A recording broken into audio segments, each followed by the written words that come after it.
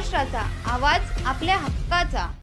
नवा आवाज महाराष्ट्र न्यूज चॅनलमध्ये आपले स्वागत आहे. तर पाहूया आजच्या महत्त्वाच्या काही घडामोडी. उल्हासनगरच्या वाढत्या राजकीय तापमानाला आणखी एक धक्का देणारी धक्कादायक घटना समोर आली आहे.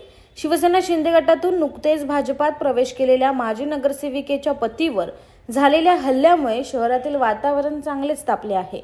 राजकीय सूडभावना आणि स्थानिक वर्चस्वाची कुरघोडी यामधूनच ही मारहाणीची घटना घडल्याची चर्चा सुरू असून भाजप शिंदे गटातील संघर्ष आता रस्त्यावर आल्याचे स्पष्ट झाले आहे.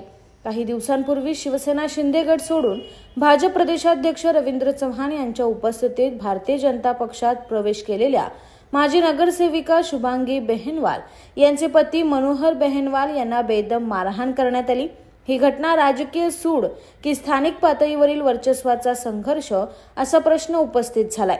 मनोहर बेहनवाल आणि योगेश पवार हे हिराघाट परिसरात चर्चा करत असताना शीलरत्न जाधव आणि रतन उर्फ बाळा गायकवाड यांच्या सांगण्यावरून सचिन आहेर आणि त्यांच्यासोबत 5 ते 6 जणांनी अचानक त्यांच्यावर धावून गेले.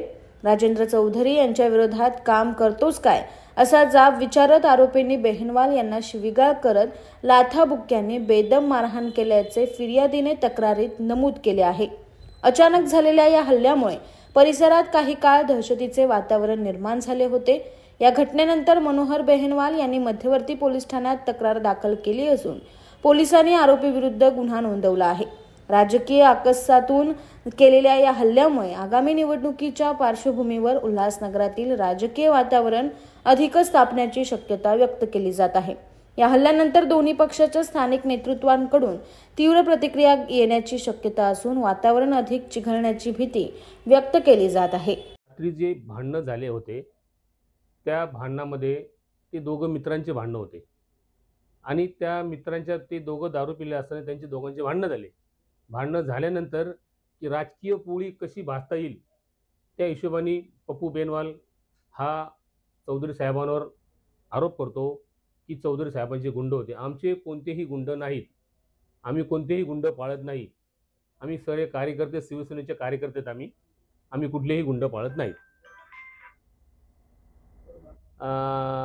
हे आहेत ना उमेदवार, हे प्रत्येक 5 वर्षाला आपला पक्ष बदलतात. त्यांच्यावर निष्ठा नावाची काही निष्ठा आहेच नाही. दुसरं असे की ते प्रत्येक 5 वर्षात पक्ष बदलतात आणि त्यांना फक्त निवडण्यासाठी ते पक्षात प्रवेश करतात आणि पक्ष बदलतात. आता पण ह्यावेळेस शिवसेना पक्ष सोडून ते भारतीय जनता पार्टी पक्षामध्ये गेलेले आहेत. 10 नंबर पॅनेलची जनतेला पूर्ण माहिती की यांना किती पैसे मिळालेत आणि ते 10 नंबर पॅनेलच्या पूर्ण जनतेला माहिती आहे. आणि ही 10 नंबरची पॅनेलची जनता या मतदार त्यांना दाखवून टाकेल.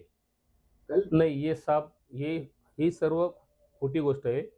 मी तुम्हाला अगोदर बोललो आमच्याकडे गुंडे नाहीत, आमच्याकडे सर्व कार्यकर्ते आहेत. त्या स्वतःच्या स्वार्थासाठी पक्ष बदली करतात. त्यांचा जिथे फायदा असो त्या पक्षात ते जातात. आणि आता पण त्यांनी शिवसेना सोडून भारतीय जनता पार्टीमध्ये पैशाकरिता आणि सर्व पॅनल क्रमांक 10च्या जनतेला माहिती आहे की त्यांना किती पैसे मिळाले आणि ते पैशाच्या पोटी ते भारतीय जनता पार्टीमध्ये गेलेले आहेत. आणि तुम्हाला अगोदर बोललो की या इलेक्शनमध्ये जनता त्यांना उत्तर देईल. आहे ना, त्यांनी काही कामच केले नाही आहेत. पॅनल क्रमांक 10च्या सर्व लोकांना माहिती आहे त्यांनी काय काम केले म्हणून आणि कुठे कुठे कामं केले म्हणून. त्यांनी कामं केलेच नाही आहेत म्हणून जनता त्रस्त आहे त्यांच्यावर. आणि प्रभाग क्रमांक 10च्या मतदारांना जनतेला माहिती आहे की चौधरी साहेबांमुळे तो 2017ची निवडणूक निवडून आलेला आहे आणि ह्या जनतेने आणि चौधरी साहेबांनी त्यांना निवडून दिलेलं आहे. से शिवसेना छोड़ के शुभांगी बेनवाल और पप्पू बेनवाल भारतीय जनता पार्टी में प्रवेश किया है, तब से उनके कार्यकर्ताओं से साथ मारपीट, धमकी देना, आप चौधरी के सामने सरेंडर हो जाओ, माफ़ी मांग लो, नहीं तो छोड़ेंगे नहीं, ऐसी उनकी धमकियां दी जा रही. उन्होंने एक उनके कार्यकर्ताओं को 2 टांग के बीच में मारा तो उनको एनसी किया है. तो हम लोग अपने वकील भी साथ में लाए हैं कि वो उसके ऊपर जो कलम बैठने चाहिए वो कलम बिठाएंगे. साथ में आज अभी रात को थोड़ी देर पहले इनके ऑफिस के ऊपर हथियारबंद लोगों ने हमला किया है। तो पब्लिक ने बीच में आके महिलाओं ने उनको पकड़ा है, लेकिन वो लोग भाग गए हैं और उसके लिए हम ये फरियाद देने को यहाँ पे आ गए हैं कि इनके ऊपर ये हमला हुआ है और उनको गिरफ्तार किया जाना चाहिए और उनको कड़ी से कड़ी सज़ा मिलनी चाहिए। सीनियर पीआई से बात हुई तो उन्होंने क्या आश्वासन दिया? सीनियर पीआई ने आश्वासन दिया है कि वो एफआईआर करेंगे और जो भी उसमें आरोपी है उन सबको गिरफ्तार करेंगे। आप विरोधियों को क्या बताओगे? विरोधियों को हम बताएंगे कि ये इलेक्शन के टाइम पे अगर आप इस तरह से करोगे तो कानून अपना काम करेगा, फिर आपको लाल दरवाज़ा देखना पड़ेगा। सर जी ऐसा है कि जब से मैं बीजेपी ज्वाइन किया है मैंने, तब से राजेंद्र चौधरी का कंटिन्यू कहीं ना किसी को बोल के धमकियाँ आ रही है मेरे को। और उसके बाद में आज क्या हुआ, दोपहर के टाइम में एक योगेश पवार करके वीडियो भी है उनका, उनको कान पे मारा, नीचे लात मारा, सब मारा और वीडियो में बोला गया कि राजेंद्र चौधरी है तो उधर जाएगा, माफ़ी मांग उससे। मतलब जो भी कार्यकर्ता मेरे साथ जुड़ रहा है उसको बिंदास धमकी दी जा रही है और मारामारी कर रहे हैं। उसके बाद में वो इधर आया, इधर एनसी हुआ, उसके साथ में मैं आया था। उसके बाद में जैसे हम लोग यहाँ से गए निकले, वापस 20-30 लड़के आए और सीधा उनके पास सामान वामान था, राइड कर दिया। कुछ वीडियोस भी हैं हमारे पास में। तो अभी पुलिस स्टेशन में क्या डिमांड की? पुलिस स्टेशन में ये डिमांड किया है कि भाई ये जो दादागिरी चल रही है, और आज से नहीं चल रही, काफ़ी दिनों से चल रही है, वो दादागिरी खत्म होनी चाहिए। इस बड़े डिजिटल दुनिया में हर बिजनेस की एक कहानी है जो सुनाई जानी बाकी है। THRM में हम आपके डिजिटल सपनों को हकीकत में बदलते हैं। सोशल मीडिया से लेकर वेबसाइट्स तक, SEO से लेकर गूगल माई बिजनेस तक, हम आपकी ऑनलाइन प्रेजेंस मैनेज करते हैं, वो भी ऐसे प्राइसेस में जो आपकी जेब पर भारी ना पड़े। उल्लासनगर से लेकर फोर्ट मुंबई तक हम आपके डिजिटल सफर में आपका साथ देंगे।